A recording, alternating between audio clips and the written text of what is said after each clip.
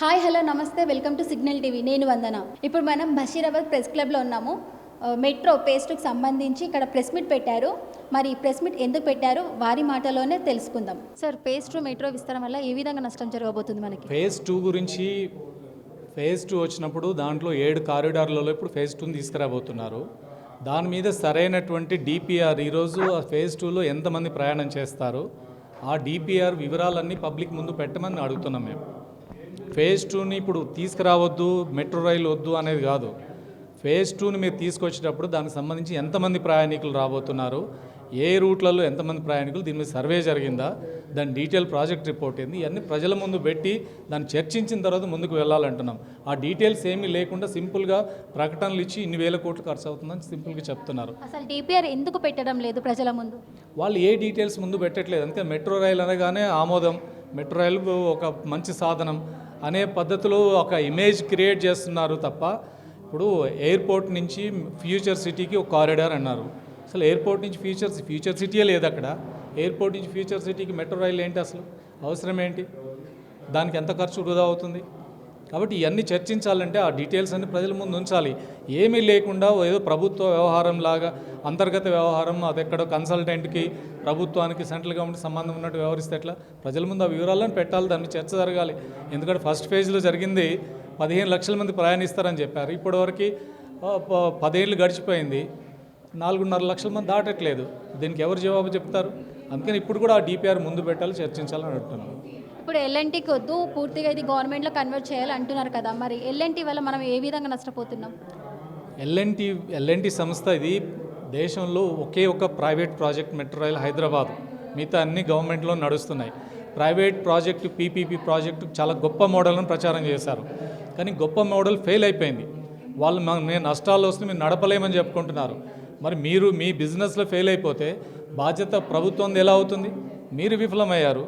మీకు 270 ఎకరాలు ల్యాండ్ ఇచ్చారు, బిజినెస్ మోడల్ రియల్ ఎస్టేట్ మోడల్లో దీన్ని నడుపుతామని చెప్పారు, దానికోసం తీసుకున్నారు. మరి రియల్ ఎస్టేట్ మోడల్లో నడుపుతామని ఫెయిల్ అయిపోతే ఇప్పుడు ప్రభుత్వం బెయిల్అవుట్ చేయాలి, మాకు డబ్బులు ఇచ్చి మమ్మల్ని బయటపడేట్టు చేయండి అని చెప్తున్నారు. వాళ్ళు టికెట్ రేట్లు పెంచుకున్నారు, అనేకమైన చట్ట ఉల్లంఘన జరిగింది, ఒప్పందానికి విరుద్ధంగా ఎల్ఎన్టీ వెళ్ళింది, లేబర్ సెస్ చెల్లించలేదు, అనేక సబ్సిడీలు పొందారు, టికెట్ రేట్లు ఇష్టారాజ్యంగా పెంచుకున్నారు. ఇన్ని జరిగిన తర్వాత నష్టపోతే మీరు బాధ్యత, దానికి ప్రభుత్వం ఎలా అవుతుంది? కానీ దాన్ని బయటపడేయడం కోసం సెంట్రల్ గవర్నమెంట్ ఎల్ఎన్టీతో ఒప్పందం చేసుకున్న కండిషన్ పెట్టడంతో ఈరోజు ప్రభుత్వం ఆ రకంగా ఒత్తిడి గురై తీసుకోవాల్సిన పరిస్థితి కనపడుతుంది. ఫేజ్ 2 మెట్రో ఇప్పటికే 2 రకాల ప్రతిపాదనలు ఉన్నాయి. ఒకటేమో బీఆర్ఎస్ ఉన్నప్పుడు, అధికారంలో ఉన్నప్పుడు ఒక రకం ప్రతిపాదన, ఇప్పుడు కాంగ్రెస్ ప్రభుత్వం వచ్చినాక ఒక రకం ప్రతిపాదన.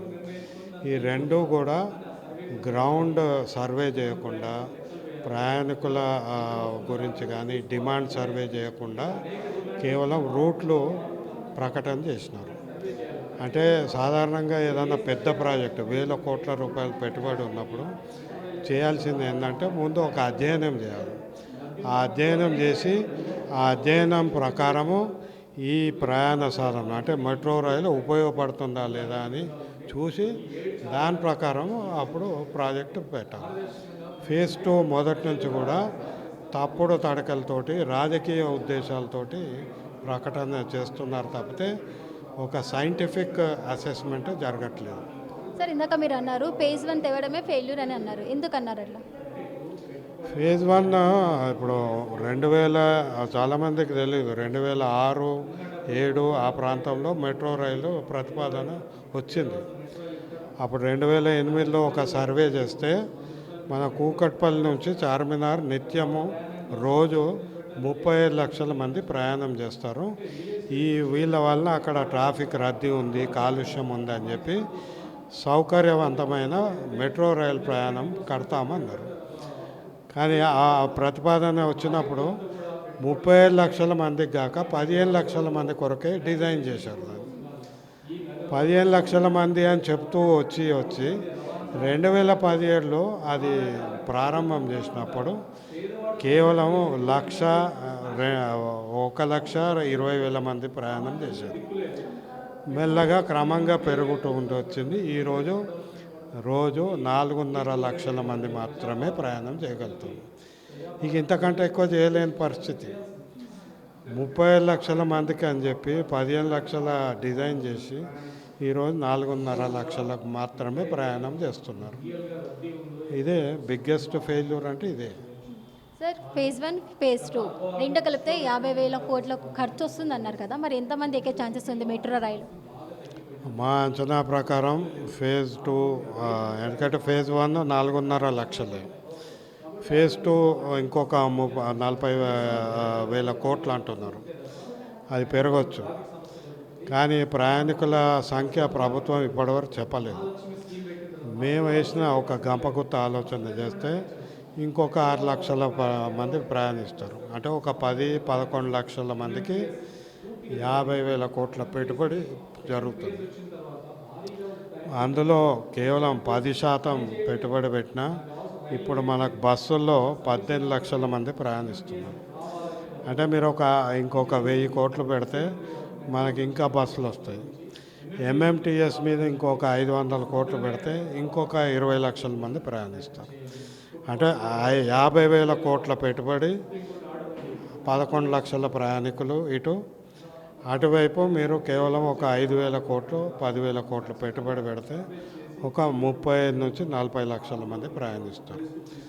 ప్రజల ముందు ఇది పెట్టాలి, ఇది పెట్టి అప్పుడు నిర్ణయం చేయాలి. సార్ ఇంకో విషయము, ఇప్పుడు మా దగ్గర నిధులు లేవు అని అంటున్నారు కదా, మరి మెట్రోకి సంబంధించింది ఇప్పుడు కేంద్ర ప్రభుత్వం దగ్గరికి వెళ్ళి నిధులు తేవడానికి ప్రయత్నిస్తున్నారు. మరి ఇప్పుడు ఇక్కడ అభివృద్ధి లేదు, మరి వాళ్ళు ఇచ్చిన హామీలు కూడా ఏవి నెరవేరట్లేవు. మళ్ళీ దీనికి నిధులు తేవడానికి వాళ్ళ దగ్గర కేంద్ర ప్రభుత్వానికి అడిగే క్వశ్చన్ లేదంటారా? అదే అప్పు తీసుకొస్తున్నారు, ఏదైనా అప్పు తెస్తున్నారు, అప్పు తెచ్చి వడ్డీలు కడుతున్నారు, వడ్డీలు అప్పులు కలిపి మన మీద భారం పడుతుంది. ఎప్పుడైనా ఇది నేరుగా ఉన్న లింక్ మన మీద ఎట్లా భారం పడుతుంది అది. రెండోది ఎవరు అడగాలి? ఇప్పుడు ఇది ఎందుకు అప్పులు తెస్తున్నారు అంటే దీని కొరకు మన రాజ్యాంగం ఏం పెట్టిందంటే సంస్థలను పెట్టింది. ఇప్పుడు కంట్రోలర్ అండ్ ఆడిటర్ జనరల్ ఉంది, సిఏజీ. తర్వాత ఒక ప్రాజెక్ట్ ప్రపోజల్ ఉంటే దాన్ని అప్రైజ్ చేయాల్సిన కమిటీలు ఉంటాయి. అంటే అది మొత్తం ఒక వ్యవహారిక వ్యవస్థ ఉండింది. ఆ వ్యవస్థను తప్పుదారి పట్టించి ఈరోజు ఫేజ్ 2 అమలు చేసే ప్రయత్నం జరుగుతుంది. సార్ ఫేజ్ 1లో 3 కోచ్లు ఉండడం వల్ల జనాభా తక్కువ ఉందేమో, అందుకే 6 కోచ్లు తెస్తున్నాము, దీనివల్ల ఇంకా పబ్లిక్ ఎక్కువ ఛాన్సెస్ ఉన్నాయని అట్లేమైనా అనుకుంటుందా? మరి ప్రభుత్వమే చెప్పింది, ఎల్ఎన్టీ కూడా చెప్పింది ఏంటంటే మొదట్లోనే 6 కోచ్లు నడిపిస్తామని చెప్పారు, కానీ 3 కోచ్లతోటి మొదలుపెట్టారు. ఇప్పటికీ కూడా ప్రజలు అడుగుతుంటే ఇంకా 3 కోచ్లు యాడ్ చేయండి అని. చేయట్లేదు, ఎందుకంటే దానికి అదనపు పెట్టుబడి కావాలి. మరి ఆ పెట్టుబడి ఎవరు పెట్టాలి? ఎల్ఎన్టీకి తీసుకురావాలి. ఎందుకంటే ఎల్ఎన్టీకి ఇప్పటికే సబ్సిడీలు ఇచ్చారు, భూమి ఇచ్చిండ్రు, ఎలక్ట్రిసిటీ సబ్సిడీ ఇచ్చిండ్రు, అనేక రకాల సబ్సిడీ ఇచ్చినా కూడా ఎల్ఎన్టీ ఈరోజు 3 కోచ్లను 6 కోచ్లు చేయట్లేదు. ఎందుకు చేయట్లేదు అంటే వాళ్ళకి లాభం రావట్లేదు. ప్రైవేట్ సంస్థ లాభాల గురించే చూస్తారు. మరి ప్రభుత్వం ఏం ఆలోచిస్తుంది? ప్రభుత్వం ఈ 4.5 లక్షల మంది కాకుండా ఇంకా అదనంగా ఇదే ఫేజ్ 1లో పెంచుదామని ఆలోచించట్లేదు. ఫేజ్ 2 గురించి ఆలోచిస్తారు. ఇంతకంటే దుర్మార్గమైన ఆలోచన ఇంకోటి లేదు. అసలు డిపిఆర్ ఎందుకు బయట పెట్టడం లేదు సార్?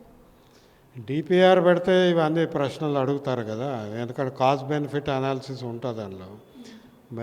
పెడుతున్న ఖర్చు ఎంత, ప్రయాణికులు ఎంత అని ప్రజలకు తెలిసిపోతుంది. అందుకని డిపిఆర్ పెట్టట్లేదు.